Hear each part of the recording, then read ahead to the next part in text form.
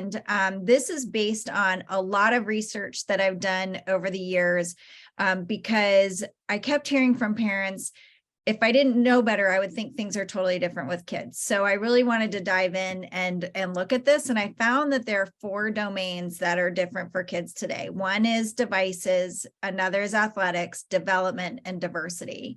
And I'm just going to give you an overview of them. And then on the other side, I'm going to give you a couple of strategies that you could use if you feel overwhelmed by any of it.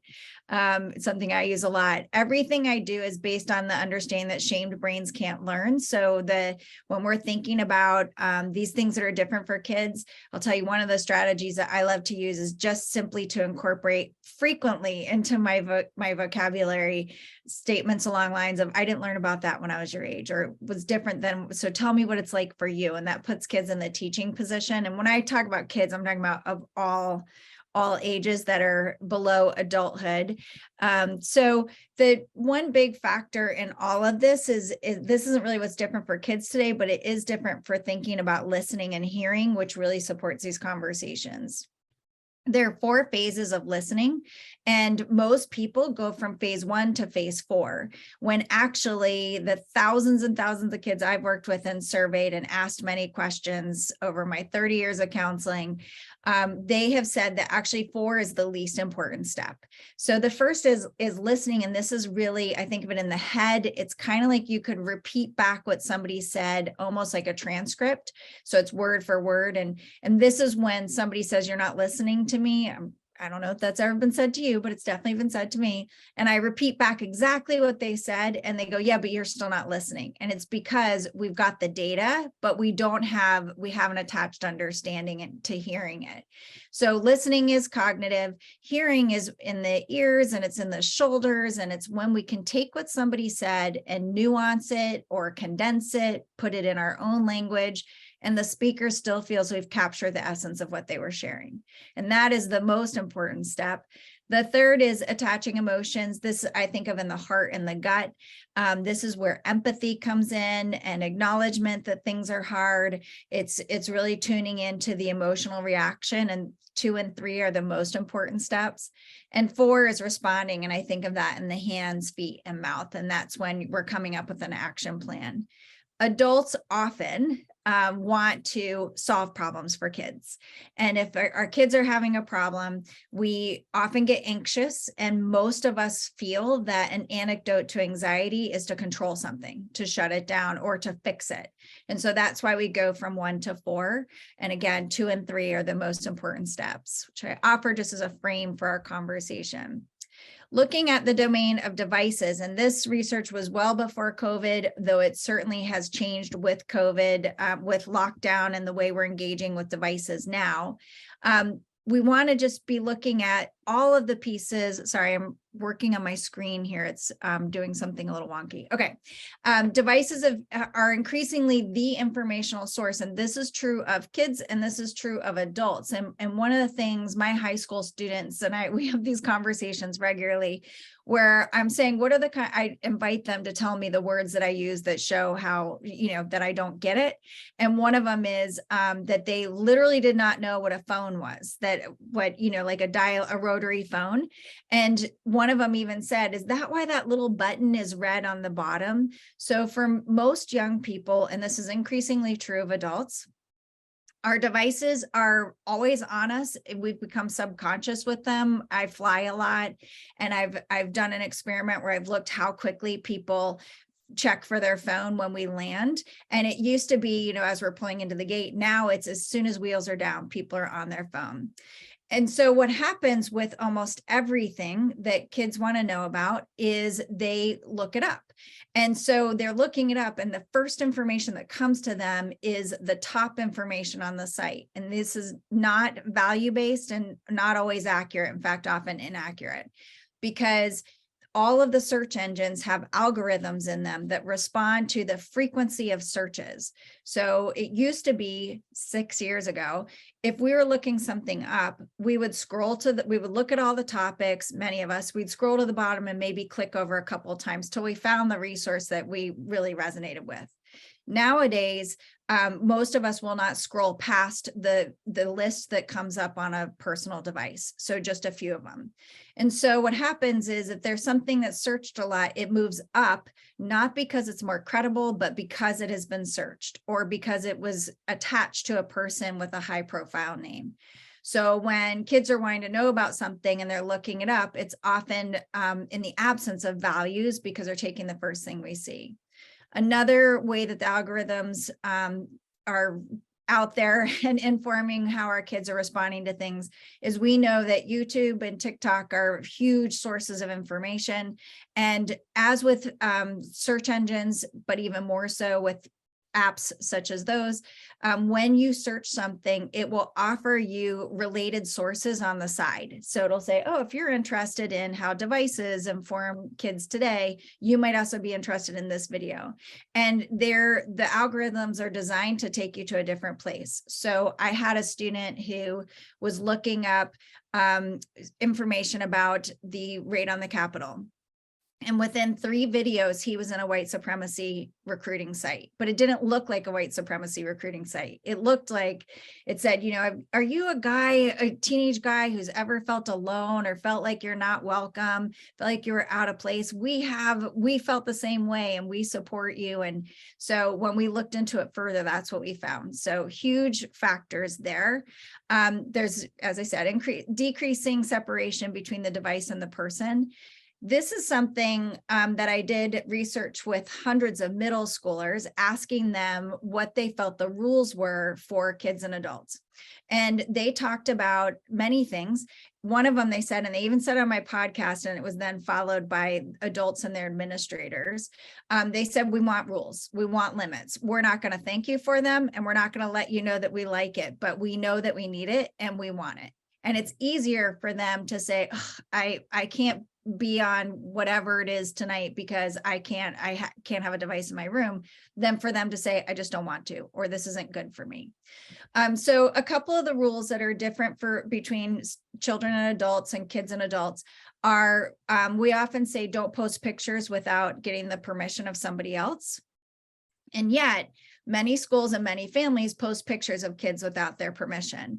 And so that doesn't mean that we don't post pictures, but what we could do is say to our children, I want to post about this event. I want to share it with people we care about. Here are a few pictures, you choose one. So they know what's being posted about them, because around the holidays in particular, kids will come back where adults have information about them that they don't know they have. You know, like I saw you won your baseball game. That's just something they didn't know they had. Another rule that's different is we will often say, don't text and drive, or don't use your phone and drive. And they pointed out that while many adults are not texting and driving, we are using stoplights and stop signs as cell phone check zones. And when I heard that, I thought, oh, really? And then more kids are saying, oh yeah, that totally happens. And then I started noticing that I've definitely done that. I'm at a stop sign and I check my phone. Now what I've noticed, I've broken that habit, but what I've noticed is how often there's a honk to somebody at a stop sign or a stoplight because they are still there on their phone. So kids are watching these things and wondering how it fits together. Another is diversity education. I'm going to tell you a little bit about diversity and identity conversations that are different today. For diversity education, we have lots of situations where kids don't know that they can ask their parent, caregiver, or their teachers, or maybe they've been given the messages that they shouldn't. Those are usually subtle messages or the way they've interpreted it. So they will then look it up. And I've had students who've asked parents, what does it mean to be gay? And the parents have said, you're really too young for that. And then they look it up. And these are not value-based conversations. And you'll see when we get to the development stages and how that's happening faster, that where devices play into this. And then this is just a personal pet peeve of mine. A lot of our devices are very gendered. I know you can change them, but they come programmed with female voices and female seeming names. So Siri and Alexa. And I wonder what's going to happen, or what's going to be the outcome of kids growing up with people walking around demanding that female named and voice items are doing things for them. Alexa, tell me the news. Alexa, tell me the weather. Siri, give me directions. And that's just something I wonder about. I don't know. I don't have research on it. It's something that bothers me, and I'm keeping an eye on it. So you can change your device, by the way. It's not hard to do. So I want to just, go back to what we're thinking about with identity. And I'm going to pause here and just see if anyone has questions, thoughts, reactions. My motto is inviting the elephants in the room. So elephants about devices. All right, well, hearing none, I'm going to move on. So feel free anytime. So this timeline is based on a project that I was asked to do. I was asked to analyze 100 years of US history, looking for when each of the identifiers, the labels we give ourselves, race, gender, sexual orientation, and more, had a significant movement or a significant change. And what they meant by significant movement or change was either we're talking about it for the first time, or we're talking about it fundamentally differently than we did before. And so I did the study of 100 years from 1920 to 2020, and I had it plot around my, lines around my wall and Post-it notes and everything. And I noticed that in that 100 years, there were definitely movements forward, but they were scattered, and they were, well, what I mean by scattered is, and I'm going to use air quotes here because the civil rights movement never ended and the women's movement never ended. But the civil rights movement, if you look it up in history, it's really marked in the 60s. And if you look up the women's movement, it's marked in the 70s. So while there were these movements, they were spread out, except for from 2000 to 2022. And this was fascinating to me. I'm a DEI practitioner. I've been doing that for a long time. I've been a counselor for 30 years, and seeing it all together was really interesting to me. So we want to think about what I call anchor memories. And the anchor memories are the first time we remember something in a fluid way. So when we're really young, up to around 5 or 6, depending on the child, we have what I think of as snapshot memories. We can remember going to a lake, but we can't remember who was there and the time of year and whether we had ice cream. But after that, we develop flawed, because memories are flawed, but more movie memories. Now we can remember who was there and did we have ice cream, as an example. Whatever's happening when the anchor memory forms becomes the thing which everything else has to interact against. So some of these times on this timeline, you may see and think that they're off, and it's because they are marking anchor memories. So people born in 2000 do not remember a time before 9/11. That means they've grown up with Islamophobia as a background narrative to their entire lives. This is a US timeline, by the way. I was just working in Portugal. We didn't do this, but I was like, I really need to make sure that I'm always saying it's US timeline. They don't remember before cell phones or smartphones. And so, cell phones and smartphones are not a social identifier, but they do inform a lot of the identifiers. So that's the only one that's not an identifier on this list. They also grew up with universal design, and universal design is an outgrowth of the Americans with Disabilities Act that required buildings to have easy access if they were new or if they were having changes done. So they had to have those square buttons to get into doors or motion sensors or more. And what people who were born in 2000, I almost said kids, but they're not, they don't remember that wasn't a fact. So they've grown up with these models that show that when we support the most vulnerable in our society, they benefit exponentially, and so does everyone else. I mean, I remember when you would never go through a door with one of those little squares on it if you were able-bodied, and now it's not something I never even think about it anymore. I'm sure others do. People born in 2001, up until a little over a year ago, we were at war. It's the only generation that we've been at war for their entire lifetime. And I've talked to recruiting officers about that, and they have said that there is more of a laissez-faire attitude about war because it's just kind of background and always there. People born in 2004, now President Obama is multiracial. I'm using the term Black because he says he understands that's how the world sees him. But people born in 2004, so these are current seniors in high school, many of them, they don't remember before having a president of color. So even though they've had 2 white presidents since, that's an anomaly in their memory bank, because their anchor memory started when President Obama was president. And they are being raised and educated by adults for whom most of us having a president of color is an anomaly in our memory bank. So really different ways of looking at what's happening at the same time. The Alpha generation, we went through Generation Z. The Alpha generation were born beginning in 2010. I always find out a lot of information on young kids by following the research of clothing and toy companies, because they put an extraordinary amount, and food, some foods, but they put a lot of money, time, energy, and research into understanding what's important to kids, because they want product support. But so this research comes from some of those places, and you'll see why when I tell you what the changes are, why they are when you look at 2015, which is when their anchor memory started. So the Alpha generation are marked by several things. One, they have a fundamentally different relationship to gender than any generation before them. And again, you'll see why at 2015. They're also incredibly civic and protest oriented. I work in a lot of schools, and I can't tell you the number of times kids are like, well, I don't like that, I'm going to protest it, or write a petition, or get my friends to go talk to the teacher, or whatever. And that's something that we're seeing increasing. That's an increasing phenomenon.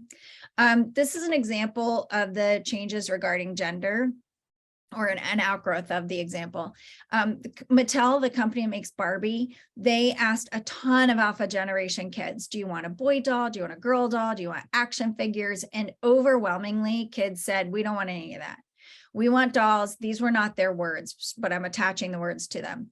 We want dolls that we can change their gender expression, meaning their clothes, hair, accessories, and more.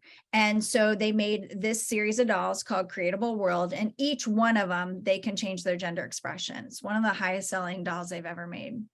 Another example of changes around gender are, and if you look at this doll's wearing overalls, this one's wearing flannel. Those were previously fabric and styles worn primarily by men, people identifying as male, and those who worked outside or in physical labor. And now they're being worn by almost everyone. Another sign that you can see the difference is if you shop online, almost every store that I've seen online will say, do you want boys, girls, all gender? So there's more and more of that. And that's really something that kids ask for. And they also, well, I'll show you why. We'll get to 2015. This is wrongly placed in time. I put it here because I want to mark original thought. #MeToo, focusing on sexual harassment in the workplace and schools and in society, primarily the workplace. It was picked up and popularized by an actress in 2016, Ashley Judd, but it was started by a woman of color, Ms. Burke, in 2012. 2013 was the birth of the Black Lives Matter movement as a current iteration of the ongoing civil rights movement. There were also changes in media specific to race. So in 2013, at the end of 2013, Cheerios made a series of commercials showing interracial families doing family things. This was not the first time we saw interracial families on TV. However, it was the first time that we were seeing them and not talking about their race. They were just doing family things. And Cheerios got a ton of feedback about that, positive and negative. And all of a sudden we're talking about Cheerios publicly in a very different way, and lots of conversations about them. They were followed soon after, Cheerios, by the way, they doubled down and bought a commercial in the Super Bowl, which of course is the largest marketing statement that a company can make. And they were followed soon after by media specific to sexual orientation. This was about 2 months later, where Honey made a series of commercials showing gay and lesbian families doing family things, eating Teddy Grahams and s'mores and all kinds of things. And again, this was not the first time we had seen gay and lesbian families, but it was the first time that we were not talking about their sexual orientation. They received equal amount of attention. And what happened was advertising changed completely. You can test this by picking a company that's been around for a while. Look at a commercial from 20 years ago. They have, almost all of them have them on YouTube, and look at a commercial now, and you'll see how different they are. So Cheerios Honey Maid also doubled down on this commercial. And then advertising really started to change, so that I asked my students always to tell me when they noticed things in society. And over winter break, I had kids send me that one of the top Gucci models had Down syndrome, that they were showing a makeup company with somebody whose gender was not shared and wasn't what we think of as obvious. Of course, we can never look at anyone and tell what their gender is, but they didn't seem to fall into one or the other, because gender is a fluid concept. So another thing that happened in 2014 was the majority minority shift. And around the time that that research started coming out was also the beginning of the 2016 election cycle. And there's a lot of thought going into the connection between the racial narrative of that election cycle and the majority minority shift. Up until 2014, there were more white people in this country than all people of color combined. In 2014, we started to level off. And by 2028 to 36, depending on whose research you follow, we will have more people of color than white people. That is somewhat indicative of numerics. What it's mostly indicative of is that places such as the census are allowing people to choose more of their identities and to state more of what their identities are. So you don't have to choose one box anymore. So 2015, I told you about the alpha generation. In terms of sexual orientation, which does not have to do with gender, but in terms of sexual orientation, in 2015, the lawsuit that went through the court systems up to the Supreme Court, asking that it be legally sanctioned in all states for gay and lesbian couples to be married, was affirmed by the Supreme Court. That is not a constitutional amendment. It is challenged in almost every state. And there are federal laws that they're working on, but the state laws still govern it. Justice Thomas, in his review of the Roe v. Wade, said that he actually regrets that decision and is looking for ways to reconsider it. So 2015, transgender, gender fluid, and more entered the vernacular in a way that did not exist before. Transgender, meaning the sex you're assigned at birth is not your authentic gender and you transition. Sometimes that's medical. A lot of times it is social, meaning perhaps changing gender expression, again, hair, clothing, accessories, and more, perhaps name, perhaps pronouns. So the reason why the alpha generation has a different relationship with this is because that's when their anchor memories started. Up until 2015, if you were transgender, then you had to, according to the American Pediatric and American Psychological Associations, you had to go through adolescence, a time when many people's bodies feel like they're betraying them, go through therapy, and then you were supported in your transition.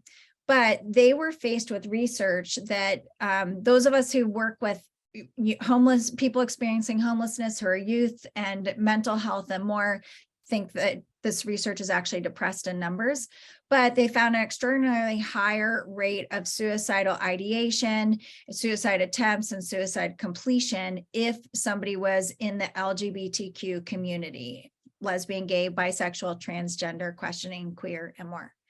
And that was not because of their identity.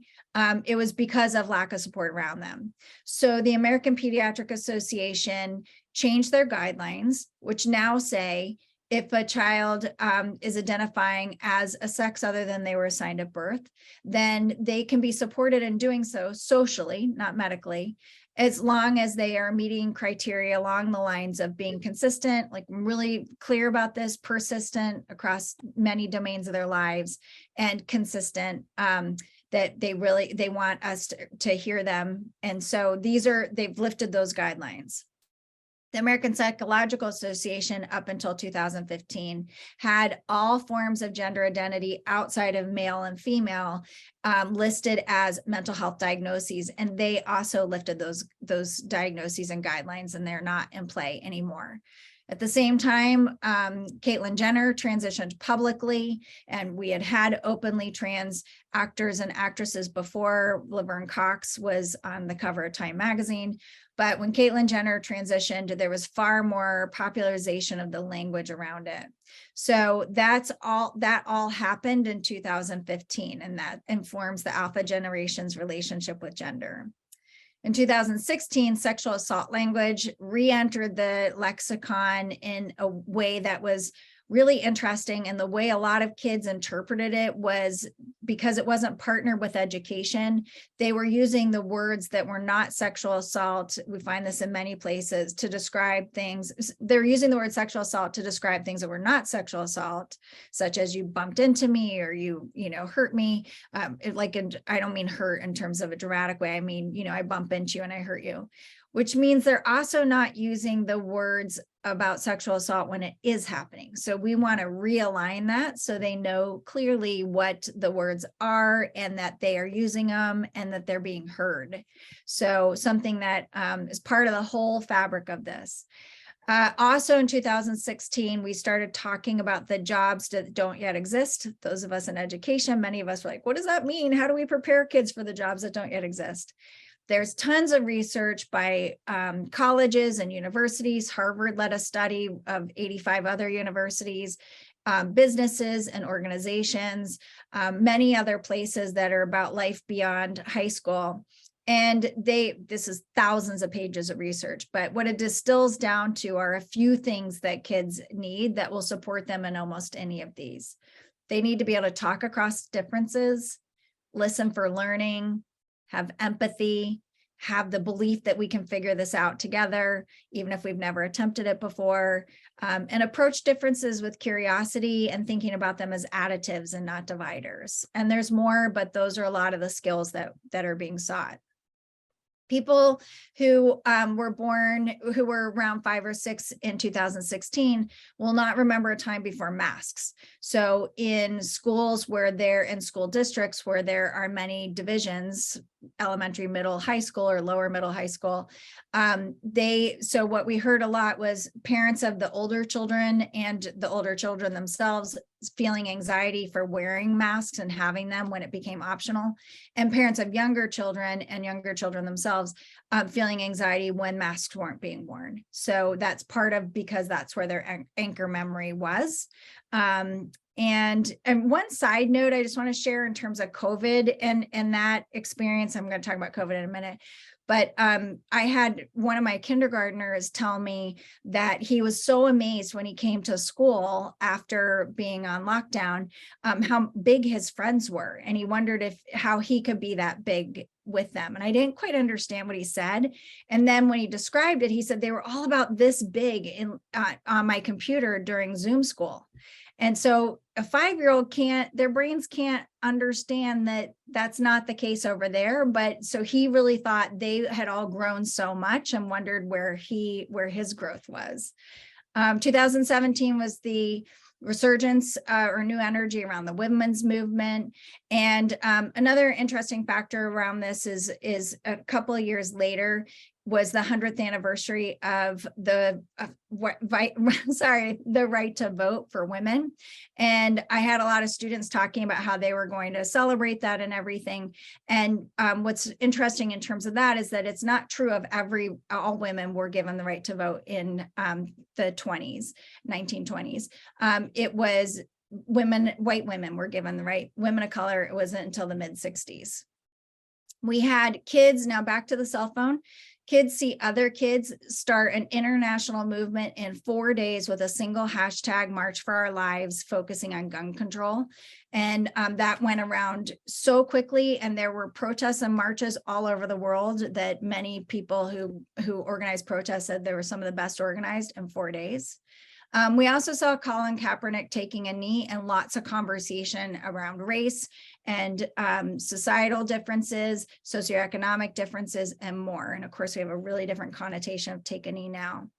2019, we saw more protests by young people. This is an example where kids had petitioned to their schools and school districts to allow attending a protest to be time off of supported time away from school, so an excused absence.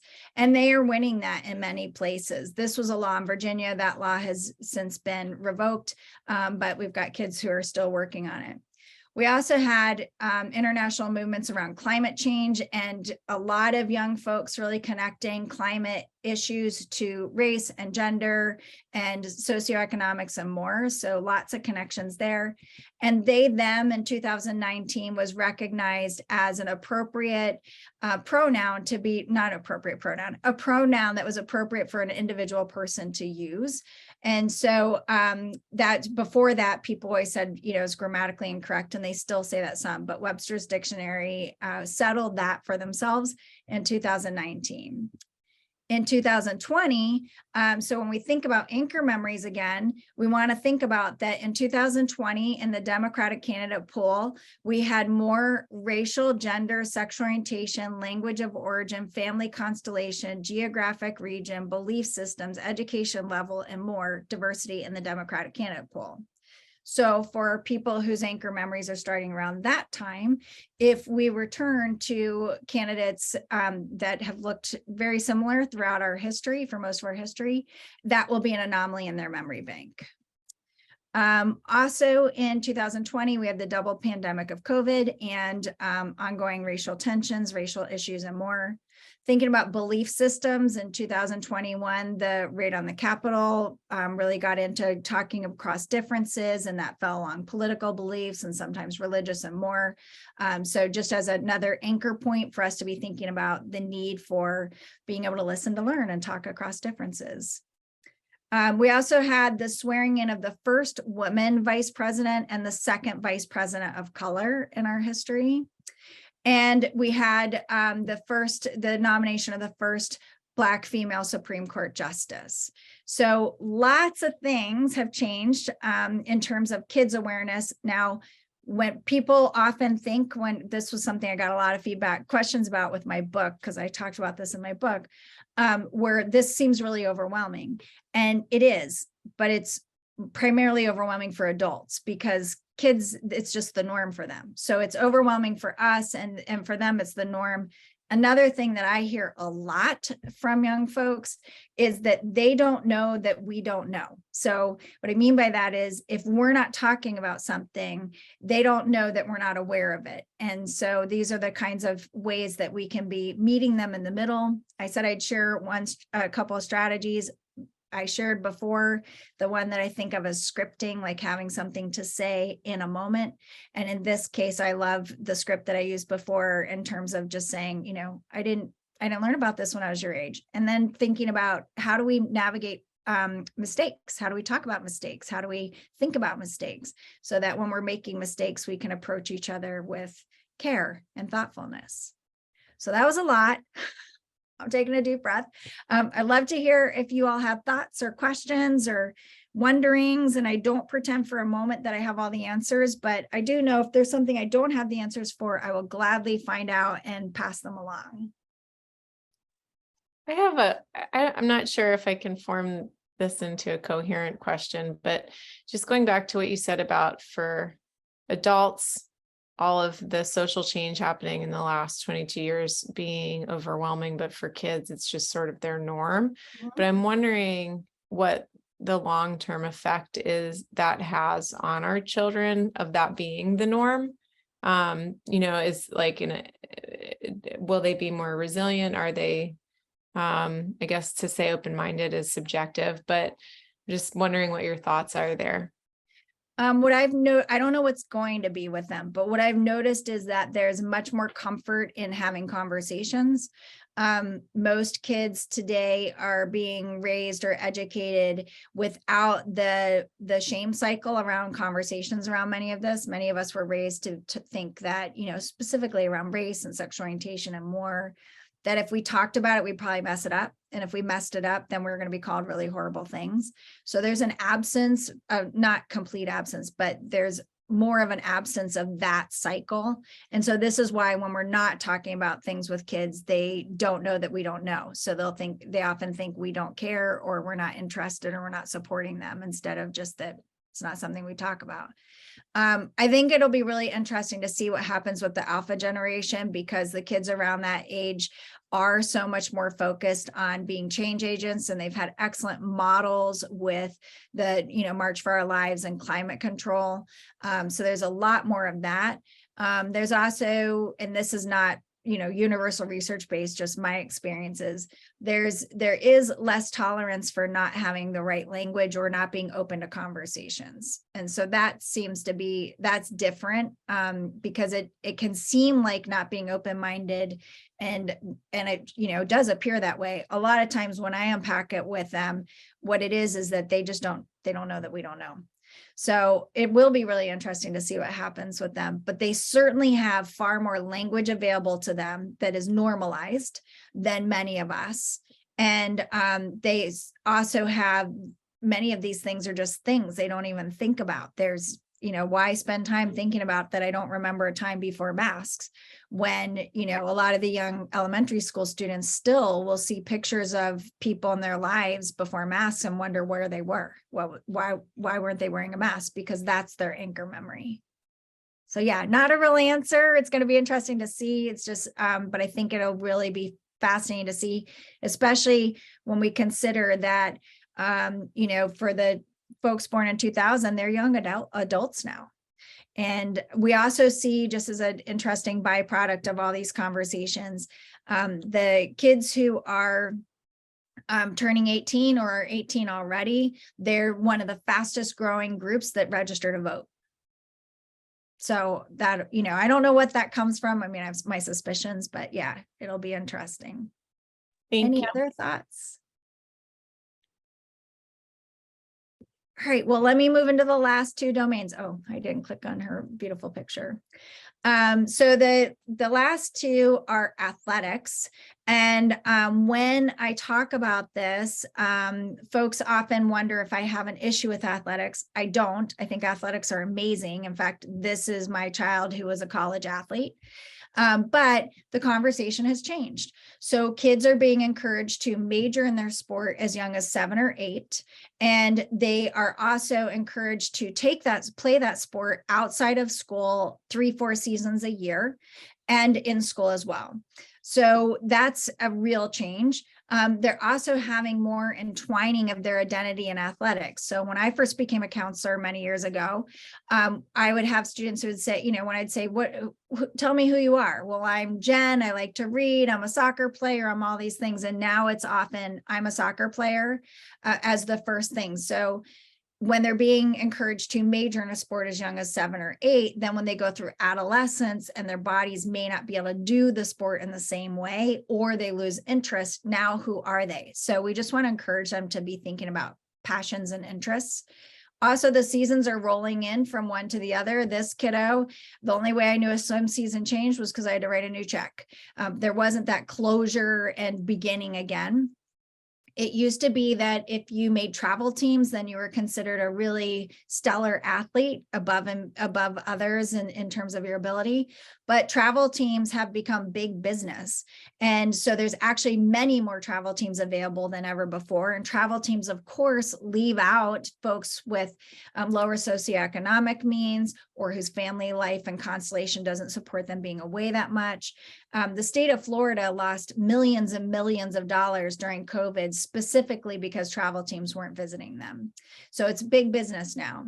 There's an increase in sports-related injuries. I was asked to speak with some orthopedic surgeons, and I was like, do you know what I do? And they said, yes, we do. We want you to speak with us. And what they wanted to talk about was how they're having a dramatic increase in younger and younger kids going to them for surgery because of overuse injuries, because the body is not meant to be doing the same thing over and over again while it's growing and changing. It needs diversity in its experience. And many athletic directors I work with say their athletes are better when they try other sports.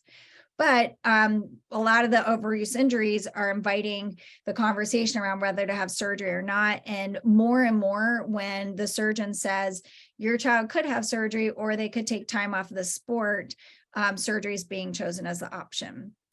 So that's a really interesting factor. Also, the pressure to be funded as a college athlete has increased with this, the focusing and majoring in sports, but the money for college athletics, NCAA money, has not increased with the number of kids who are playing in sports now. So that means in many cases, there are actually fewer athletic dollars for college than there were before. So another reason why we want them to just have really richness in who they are and many interests and being willing to try new things. Also, we have the over and under identification of parents. And so how this sounds in parents and caregivers, when I always say parents, I'm saying parents and caregivers. What this sounds like is language along lines of, we won, we're going to champs, when we didn't do anything. I brought snacks to swim meets and softball games. I didn't do anything. So, but when they lose, it's often better luck next time, or I think you'll do next time. So the experience of a lot of kids is that we're in it when they're winning, but they don't feel we're in it when they're losing, which I would guess is not actually the case, but we're not verbalizing that.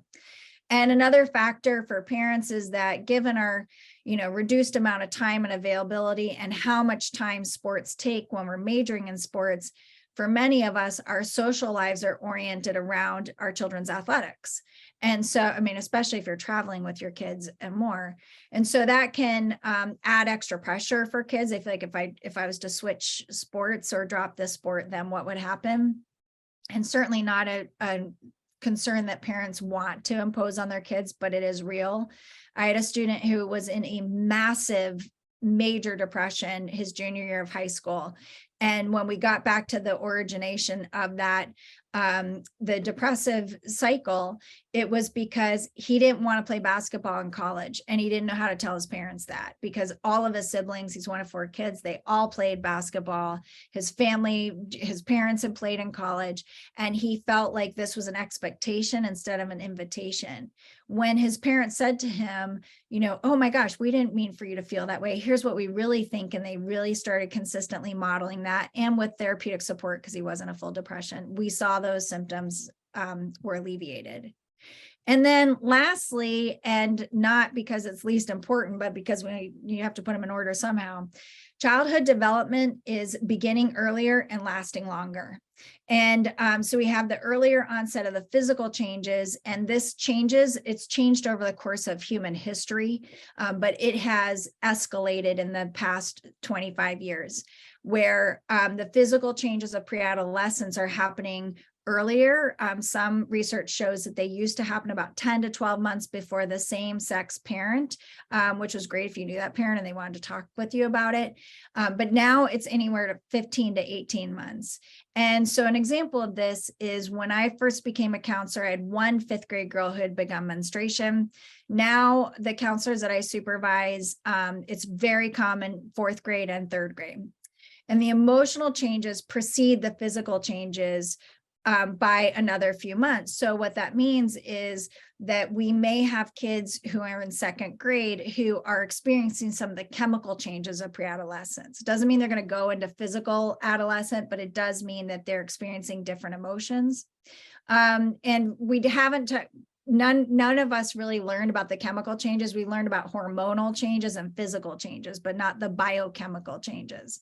And helping kids to understand the chemical changes relieves them of often relieves them of anxiety. We also have, on the other hand, the elongated timeline of the frontal lobe development. The frontal lobe is the part of the brain that's responsible for decision-making and impulse control.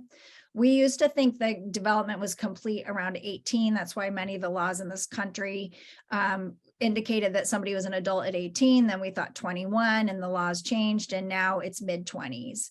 So what this means for parents and caregivers is we want to think about how we partner parents so that we're not letting them think when they're 18, if they move out or go to college or get a job or whatever, that we're done parenting them, but our parenting may move alongside of them and continuing through to the mid-20s.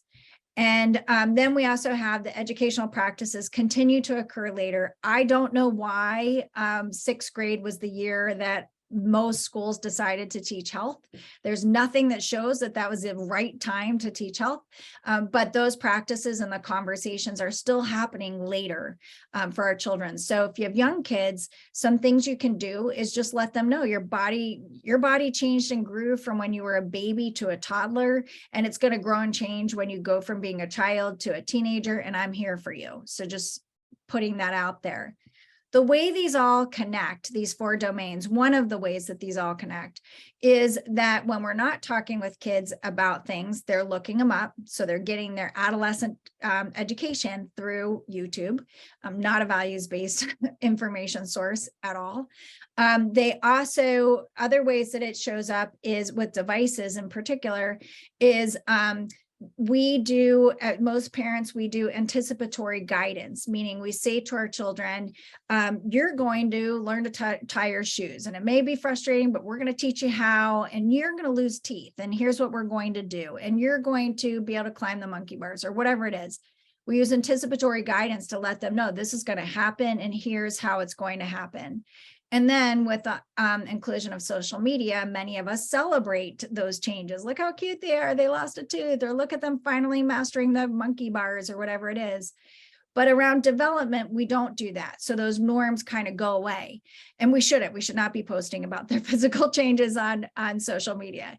But it does mean that they need the anticipatory guidance, and they need to know that as they get older, we're going to look at their privacy in a different way. So we won't be, celebrating certain things in that way, but that these are conversations we can have with them.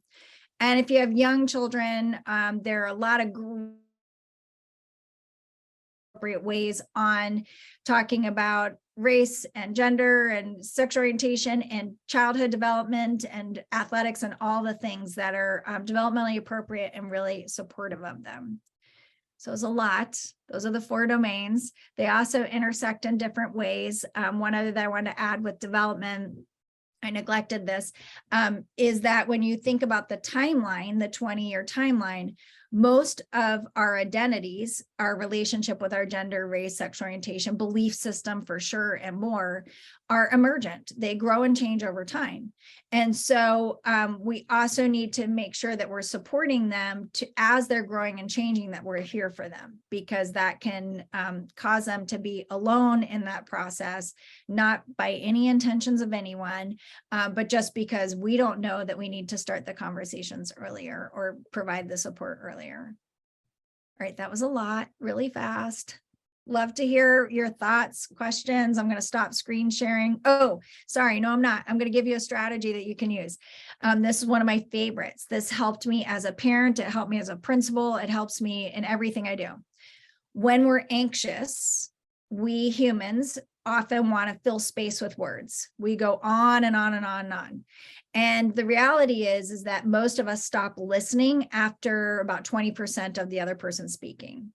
And so if we force ourselves to stop and use one sentence and then listen and use one more sentence, thinking about a sentence as a strategy taps into that part of the brain in the back, and it helps to diminish that fight or flight, which reduces anxiety. It also forces us to be really conscious of what we're saying. And if we're only using one sentence, we're able to hear them more. And if you want to really make an impact with your one sentence, if you force yourself to slow down and go lower, both of those can support us in the moment. And if your anxiety is really elevated, or anything that is really elevated, there are all kinds of little strategies you can use in the moment that just take care of you. A really small one is to take your 2 fingers and press it on this artery in your neck. There's something soothing about that. Nobody even has to know what you're doing, but there's lots of examples from great writers and researchers that show that those kinds of things in the moment help us. Another is to take your 2 fingers and press on the palm of your hand. So you can even do it so no one knows. That's a pressure point, and it helps to calm us down. And when the brain knows that we have a strategy, it will relax some. Doesn't take care of everything. This is my podcast. Third Space is the one that we talk about equity, diversity, inclusion, and justice in all areas of school life. I have amazing guests who volunteer their time, and on all the topics on the timeline, there are episodes, and that's my book that has a lot of those kinds of strategies. So I'm going to stop screen sharing. Oh, this is my social media. I publish all the time. I'm not great about updating my website, but if these are topics you're interested in, just follow me on social media. I don't blast you or anything like that. And this is my email. I did go really, really fast. So if there are things that you're wondering about or you want resources, you're welcome to email me. If I have it, I will share it. So I'm going to stop screen sharing and see how we are. Yeah, I have a question. Okay. Do you work with a lot of kids that have developmental delays or different things that might be challenges or perhaps barriers to the typical developmental process? Or even in our case, you were talking about how a lot of kids like to share and they like you to engage with them and have conversations about all of these things. And these things might be really important to certain teenagers, but we happen to have one that doesn't want to talk about anything, like any direct questions, completely in shutdown mode the minute you try to engage, or even keeping it really simple, open-ended questions where you're just trying to listen to her talk. Yeah. It's complete shutdown mode. Like there's no, I'd love to have some of these conversations, and some of these things I know are very important to her, but she doesn't want any part of it. And so Yeah. I don't know, good icebreakers, or do you ever encounter kids like that? They just really, And I apologize if I gave you the impression that kids want to talk about these things. They're still teenagers, so there are a lot of topics they don't want to discuss with adults. That was not, I apologize if that's how I said it. No, I didn't take it quite that way, but it just seemed like they, these are things that are important. I heard you say these are things that are very important to the teenagers these days, and they want to kind of express that in some way to open ears and people that accept differences. But if you can't converse, it breaks it down right there. Yeah. Well, I do have some strategies you can use. I have throughout my career have worked with lots of kids with developmental stage delays and challenges, and all the things. I think of them as gifts because they are abundantly who they are, and with neurocognitive diversity. And not right now, but have throughout my career. A couple of things to think about are that for what I was trying to convey was for kids that when we don't say anything, when something's happening and we don't acknowledge it, they think they don't know that we don't know. So even just acknowledging it. With anyone who has a hard time starting a conversation, which is almost every human at different times in their lives, and more so with many preteens and teenagers, I think it's really helpful to set a time with them and give them choice. Giving choice in anything helps to feel like we're more in relationship with others. So even saying, I read this article, I'm texting it to you. I want to talk about this. Would you like to talk before dinner or after dinner? Or something like that. So if it's something you want to talk with them about, then let them know that, but then give them choice of location, choice of, the time. So then they're coming up with it. But you want to give choices within the limits you're okay with. So the other part of it is for almost every child that I've ever known, they need to go on record as being able to be opposed to things. So one of the things that I know I've done as a parent, and I've seen it hundreds and hundreds of times, is we ask kids to be okay with something when it's not a question we should ask them. So saying like, I want to talk about this. Is that okay? Most kids are going to say no. Why? That's very different from saying, you might not want to listen to this or have conversations with me. I'm your mom. I have to have this conversation with you. So we're going to. You choose the day in the next week or whatever it is, so that you're drawing the boundaries and having the expectations without asking them to agree. The other factor, another strategy is just to rethink the way conversations are. And what I mean by that is because a child isn't talking doesn't mean they're not listening. And so the more that we can, small snippets, also using other sources. So I went to this webinar tonight and I heard this woman saying these things. I'm curious what people your age are saying, or I heard this on NPR, or one of the other things I love is to have the conversation around the child. I say, I love this. My children did not love this when they were younger, but I would just say, to my partner, I heard this on NPR and I'm really curious. And my kids, because I'm who I am, they're like, we know you're trying to tell us. But I wasn't forcing them to engage in conversations. So those are pieces with it. And then also, if your child is a heavy tech user, join them in that space. So what I mean by that is send them articles or little videos or something that you want them to watch. I'd make sure they're short in time. If you're thinking about a topic along the timeline, they're amazing TED Talks given by kids and adults, and TED Talks are 15 minutes. So giving those to them. So any place that you can do that, so you're having snippets. I'm not a fan of the big talk about anything. I'm a fan of a lot of small conversations about everything. I don't know if that supports what you're asking, but yeah, totally. The snippet thing is, and not making it a series of direct questions. Yes. Doesn't go anywhere. Right. And we also, one of my students said this to me yesterday, because I ran a parent workshop at our school. He said, can you tell our parents that asking us questions that you give us, that you allow certain answers for, and then getting frustrated at those answers is not cool.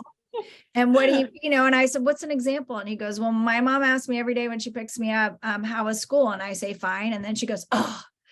And I said, well, would it help if she did something different? And so my advice for that was, tell your kids, I need to know about your day. I need to know. That's my job. I have to know something. So choose 2 things during the day that you're going to tell me before you go to bed. Otherwise, I'm going to ask you 1,000 questions. The choice is yours. I haven't tried that. Anytime you give choice within boundaries, okay. Yeah. Having choice is, as I said, it helps to stimulate that part of the brain and stimulate relationships, but within boundaries that you are okay with all of the options. And one of the options can always be time, unless it's urgent, of course. Thanks. Sure. And I think I went over a couple minutes. I apologize, Katie. That's fine. We started late. Okay. But that was a really wonderful presentation. So much information. And Laura, I appreciated your question too. No, thanks. This is recorded. So even using this as kind of that timeline, it'd be really interesting to her. Yeah. So one other thought on that was, I was working with a high school and I had students and parents in the same room.